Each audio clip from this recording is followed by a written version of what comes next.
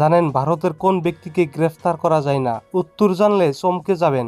ভারতে এমন কোনো ব্যক্তি আছে কি যাকে গ্রেফতার করা যায় না? এই প্রশ্ন অনেকের মনে আসে এবং এর উত্তর ভারতীয় সংবিধানে স্পষ্টভাবে দেওয়া আছে। সংবিধান অনুযায়ী কিছু সাংবিধানিক পদাধিকারী তাদের কার্যকালের সময় নির্দিষ্ট আইনি সুরক্ষা পান। কখনো ভেবেছেন এই প্রশ্নের উত্তর? ভারতে এমন কোনো মানুষ রয়েছে যাকে কখনো গ্রেফতার করা যাবে না?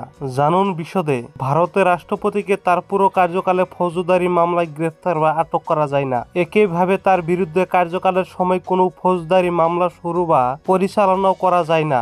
আদালত তার বিরুদ্ধে কোনো গ্রেফতারি পরোয়ানা বা কারাদণ্ডের নির্দেশও জারি করতে পারে না। অনুরূপভাবে রাজ্যপালদের ক্ষেত্রেও তাদের দায়িত্বকাল চলাকালীন একই ধরনের সাংবিধানিক সুরক্ষা কার্যকর থাকে। সংবিধানের অনুচ্ছেদ 361 অনুযায়ী রাষ্ট্রপতি ও রাজ্যপালকে এই বিশেষ আইনি রক্ষা প্রদান করা হয়েছে, যাতে তাদের দায়িত্ব পালনের সময় কোনো ফৌজদারি পদক্ষেপ তাদের বিরুদ্ধে নেওয়া না যায়। সংবিধানের অনুচ্ছেদ অনুযায়ী রাষ্ট্রপতি বা রাজ্যপালের বিরুদ্ধে তাদের কার্যকালে কোনো ফৌজদারি মামলা শুরু করা বা চালানো যায় না। আবার অনুচ্ছেদ 361 অনুযায়ী তাদের বিরুদ্ধে কোনো গ্রেফতারি পরোয়ানা বা কারাদণ্ডের নির্দেশ আদালত থেকে জারি করা সম্ভব নয়। তবে এই সুরক্ষা শুধুমাত্র তাদের পদে থাকা অবস্থায় প্রযোজ্য। পদ ছাড়ার পর সাধারণ আইন তাদের ক্ষেত্রে সমানভাবে কার্যকর হয়, অর্থাৎ তারা আজীবন আইনের ঊর্ধ্বে নন। উপরাষ্ট্রপতি, সংসদ সদস্য, বিধায়ক বা বিচারপতিদের ক্ষেত্রে রাষ্ট্রপতি বা রাজ্যপালের মতো পূর্ণ সুরক্ষা নেই। তারা নির্দিষ্ট শর্তে ফৌজদারি মামলায় গ্রেফতার হতে পারেন। সার্বিকভাবে বলা যায়, ভারতে কেউই সম্পূর্ণভাবে আইনের বাইরে নন।